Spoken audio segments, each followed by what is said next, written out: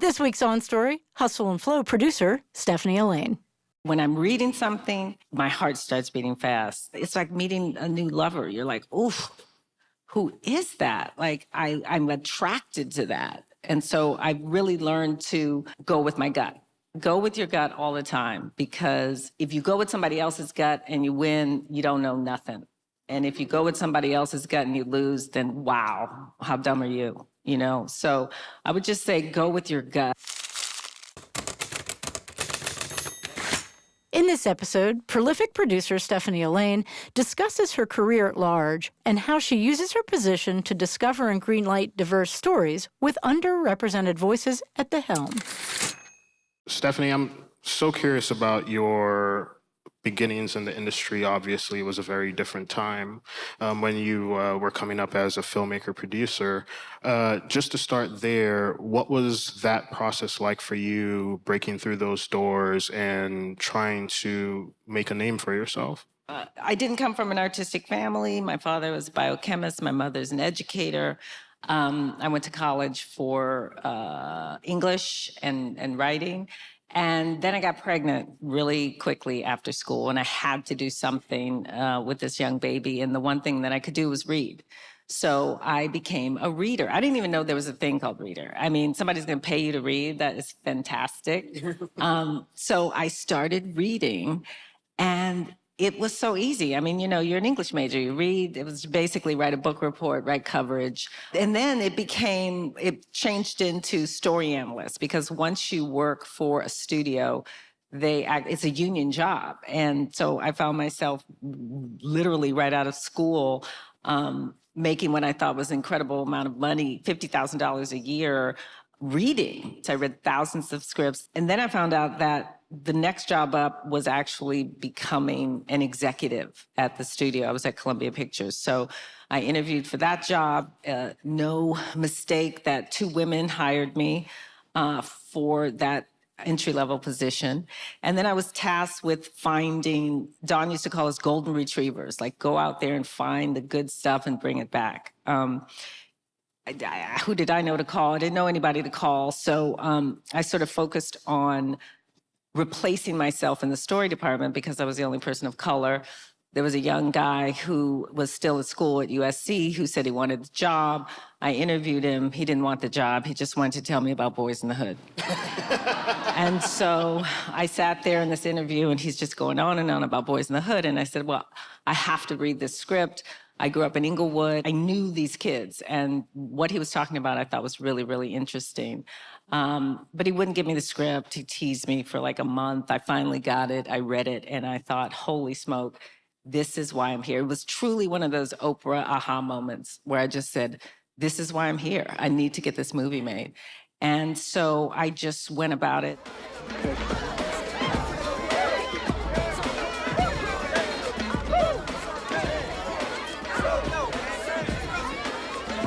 What's up, Joe? Oh, what up, G? Trey loving him. Hey. Yo, what's up, Trey? What's up, Chris? Heard you like Mr. GQ Smooth now. Working over at the Fox Hill Mall? Yeah, I get a discount on clothes and shit. You like? You look like you selling. There's a group of 10 to 12 executives. Every weekend you put something on Weekend Read, and then Monday you come back and you discuss it. So I knew that if I did that just off the jump, it might be difficult. So I literally took a month or 2 to get every single person to read it before we got to that Weekend Read. And to promise me that it's very political. I was like, you know, I'm really passionate about this. We need to get this movie made. And then we came back from the Weekend Read and nobody supported it. It was my first eye-opening, oh, so this is what a studio is like. But the head of the studio said, I read it and I love it and we're gonna make it. And that was it, yeah. And then, of course, you started the project with John and sort of taking on that path. What was the relationship between you all from the onset? John was like my little brother and my boss. He was 10 years younger. He was just so exuberant and so passionate about telling this story. It was infectious. Like whatever he wanted, I wanted to give it to him. We developed a friendship and a love over the years. We made 5 movies together, and it was devastating when we lost him a couple years ago. That just opened up just the whole world, because writing is the basis of all that we do. It really is. You can't make a movie without a script. And so I worked my way up through the studio system. Really, Boyz N the Hood was my first movie, and it was such a success that they kind of just left me alone. They're like, whatever that girl's doing, just let her do it.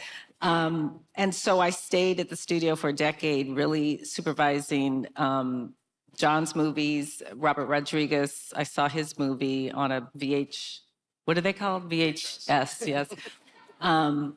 And I flew here to Austin and brought him back to Hollywood. And I supported another filmmaker, who was one of the first Black women to make a movie, Darnell Martin, at a studio. And I just realized like there was an opportunity to hold the door open, because I was at the table. And I was able, because of the success of Boyz N the Hood, able to advocate for these young first-time filmmakers. And they all turned out to be pretty good. So that was my first real incarnation as a Hollywood person, was working at Columbia Pictures for a decade. What do you look for in as far as voice or writing technique, any of those sort of notes from a producer? It's really, really simple. When I'm reading something, my heart starts beating fast. That's how I know. Like when I read Hustle and Flow, I was like, oh my God. And when Craig wrote that script, there was no music in it. He would just indicate, like, DJ tries to make a record off of it. It was that writing, it was the specificity of it, it was thematically what it was about, because for me, that was really about how art elevates everybody. It's like meeting a new lover. You're like, oof, who is that? Like, I'm attracted to that. And so I really learned to go with my gut. Like, go with your gut all the time, because if you go with somebody else's gut and you win, you don't know nothing. And if you go with somebody else's gut and you lose, then wow, how dumb are you? You know? So I would just say, go with your gut. Hot 107.1, #1 for hip hop. It's your man Boogaloo, hold you down. Man, I got a brand new exclusive from my man DJ, straight from the north. Put your thumbs up out there, man. And I hear my man DJ, you gotta call me, let me know if it's true. Did you slap Skinny Black? Did you do it, man? Holla at me, man. Hot 107.1, brand new right here. Whoop that trick! Whoop that trick! Man, this is me. I made it. Whoop that trick! Whoop that trick! Whoop that trick! Whoop that trick! Whoop that trick! Whoop that trick! Whoop that trick! Whoop that trick! Whoop that trick! Whoop that trick! Whoop that trick! Moving on to Boyz N the Hood. It felt like such a pivotal moment for representation of Black people, Black men, both in front of and behind the camera, certainly. And specifically for the Black community, it felt like it almost gave us this superhero in John. What was it like just working in that, or on that project, pardon, day in and day out, and seeing it through the whole process? It was awesome. John knew exactly what he wanted. He knew he wanted Ice Cube, and he knew he wanted Fishburne. One of the most exciting parts of the process is when you are casting and you're putting people on tape and you're listening to the words come alive for the first time, and you see it. It's just you say, this is happening. This is real. I'm witnessing the birth of this thing.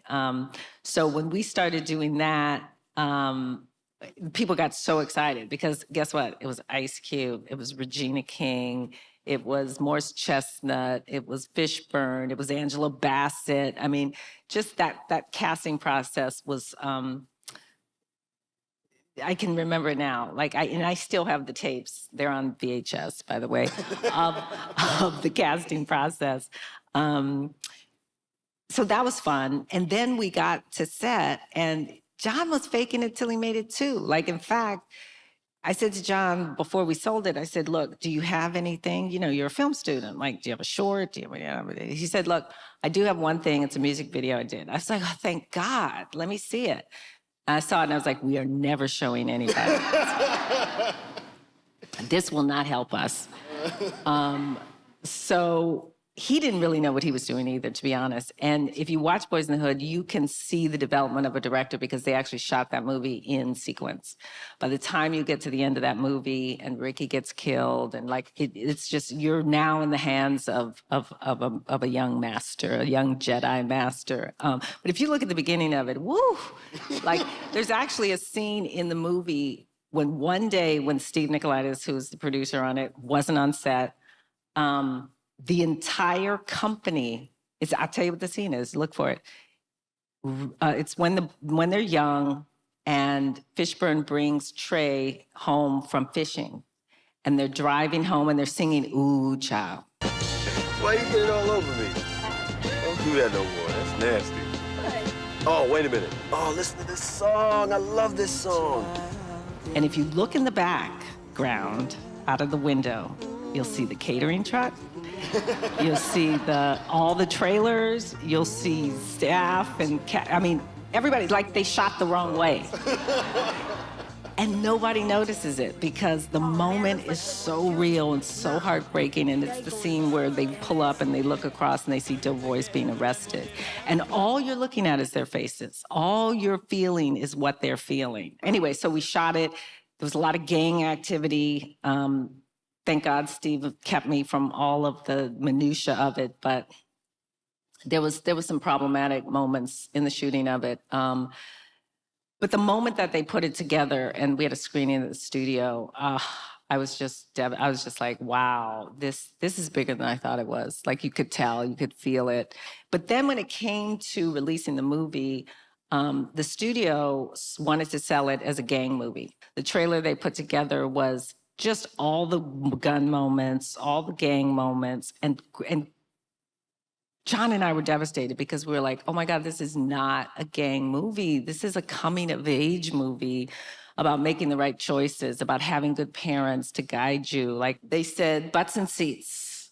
We need butts and seats. Like we'll get them in with the gang stuff and they'll leave with a new perspective.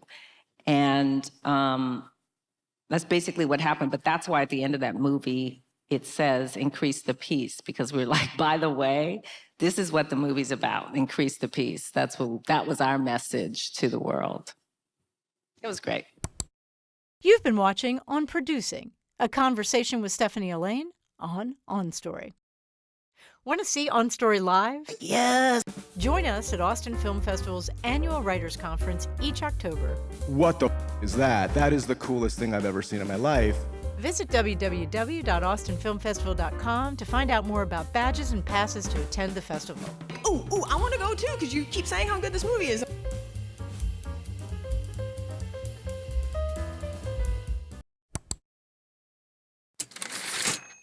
John has been to had been into the festival in the past, and you alluded to his unfortunate passing a couple of years ago.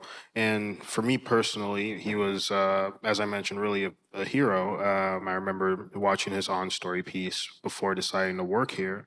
And I'm just curious, for you, who are some of your heroes, if you have any, or inspirations? My heroes were really writers, to be honest. You know, Toni Morrison, Alice Walker, like those storytellers touched me in ways that triggered growth. I've always loved movies. I've always watched movies, but I never even thought of myself as a filmmaker, that I was going to be a filmmaker. I didn't have access to, you know, an uncle in the business. I didn't know anybody really in the business. Obviously, Coppola, like, I think The Godfather is a perfect movie. I really do, especially Godfather 2. I mean, you can watch that. I can watch that movie over and over and over again and learn something new every time I see it. As I've come up, every single director that I've worked with has inspired me, from, you know, Craig to Senna Hamri to Gina Prince Bythewood to Gerard McMurray. I like to put the inspiration for the director all over the walls of the production office. And I think that's a big part of being a great producer, is making sure everybody's imagining the same movie. Because if somebody's got some other movie in their head, they're going to show up with the wrong color, the wrong dress, the wrong prop.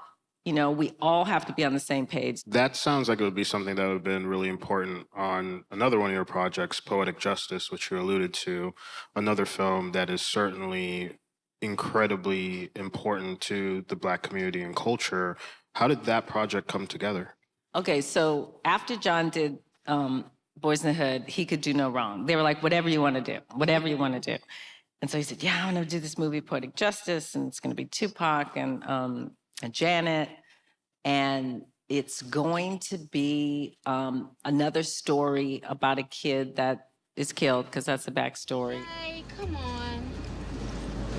Where you gonna go? We out in the middle of nowhere. Ain't you kind of hot out there? Lucky said he'd apologize.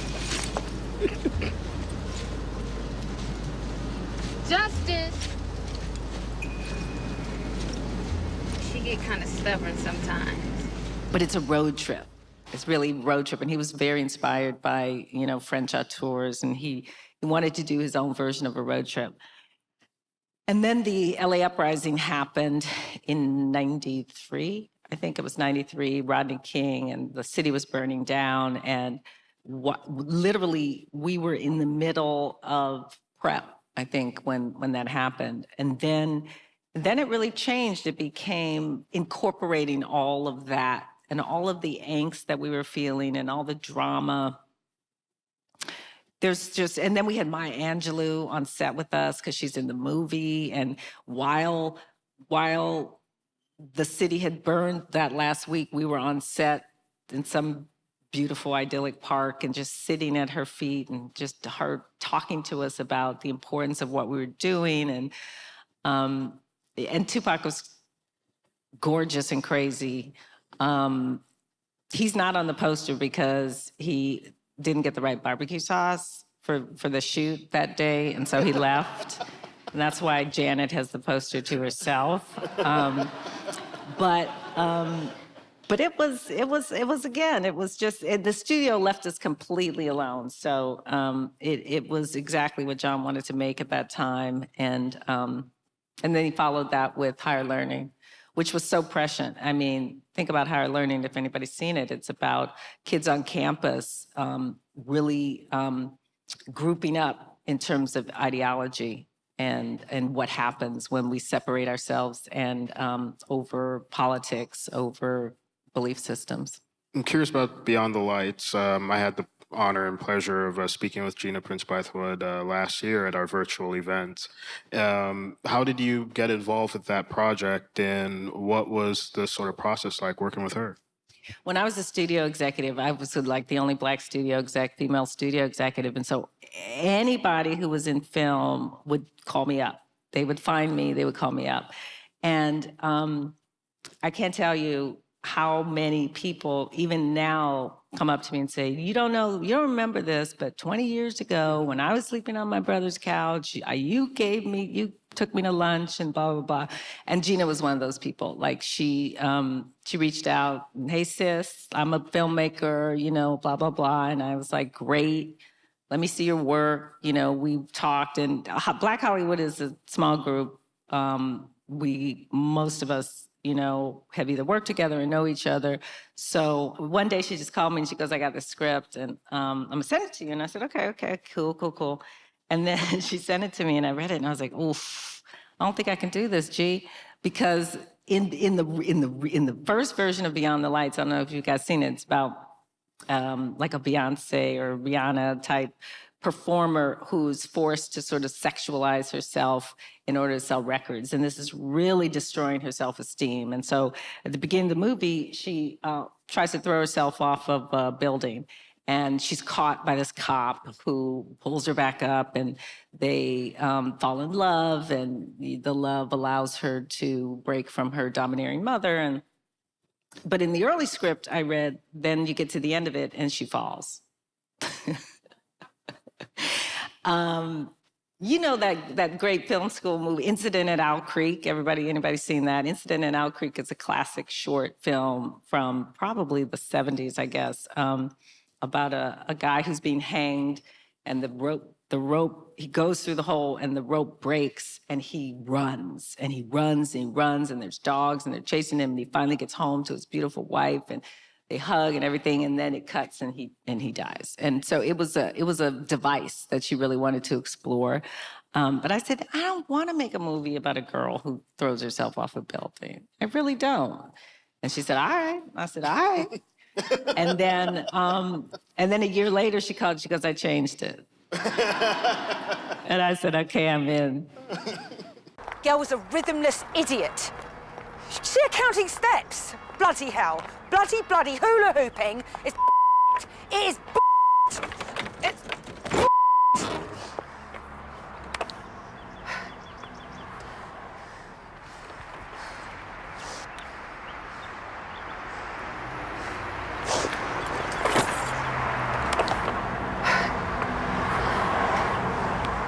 Chuck it. Go on, throw it away. Why, Mummy? You want to be a runner-up? You want to be a winner?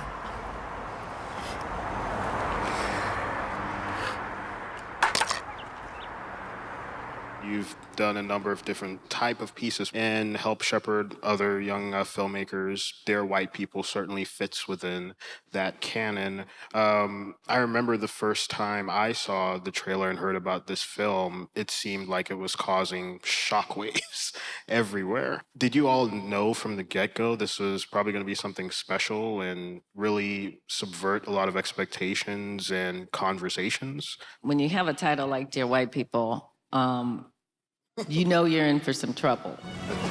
Kurt, it's Lionel. I'm locked out. You know my parents call this line. All right, bye. Dear white people, apparently Morgan Freeman wasn't enough. Obama could cure cancer, and somewhere white folks will be embroiled in protest. Justin was a junior publicist on a movie I produced called Something New, probably 10 years before he brought me that script. And he was always going, you know, I'm writing this script, I'm writing. That script took probably 10, 12 years to write. Then my daughter basically said, I saw this trailer and it's so great. It's like me and all my friends. And I was like, oh, what's that? And I looked at it, I was like, oh, he made the movie without me. And I called him up and I said, what happened? And he goes, oh yeah, that's just a teaser. Like, I still don't have the money. I don't have anything, but I do have the script now. So I read the script and I was like, yeah, this is closer. So let's go put it together. So I went out and found the money, but we always knew it was special. We knew that it was controversial. We knew that it was satirical. We knew that it was probably going to be a TV show because it was an ensemble cast, and that we wanted to continue those stories. From there, we go certainly to some of your more recent work with the Academy Awards last year, which you produced. It was an incredible event. The Oscars that was one of the most fun things I've ever done. And I will say that running the festival totally prepped me for that, because live event producing is you got one shot. You guys don't know, with the Oscars, there are only 2 run-throughs, and then it goes live. And the run-throughs are the night before and the day of. And then you're just live to 50 million people. It was so exciting, so fun, and such an opportunity to really showcase diversity and inclusion. That was what we wanted to do, you know, just starting with Janelle Monáe, a queer Black woman, like opening the Oscars. Those people at Disney were losing their mind. They were just like, what? I was like, no, it's gonna be great. It's gonna be great, you know? And then of course, Parasite won at the end, which also freaked everybody out. But it was I had a partner on that, Lynette Howe-Taylor, who is an amazing producer. She produced Stars Born and a lot of other stuff. And it was just 2 ladies just dreaming, and, you know, it's the Oscars, so we had like everything at our disposal. You've been watching On Producing, a conversation with Stephanie Allain on Story. On Story is part of a growing number of programs in Austin Film Festival's On Story project that also includes the On Story radio program, podcast, book series, and the On Story archive, accessible through the Whitliff Collections at Texas State University. To find out more about On Story and Austin Film Festival, visit onstory.tv or austinfilmfestival.com.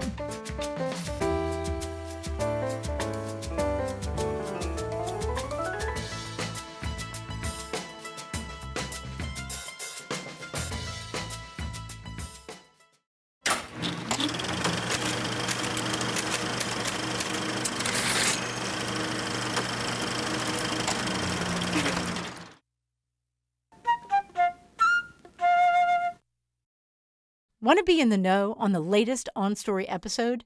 Be sure to subscribe to the Austin Film Festival's YouTube channel below and follow us on our social media at AFF On Story.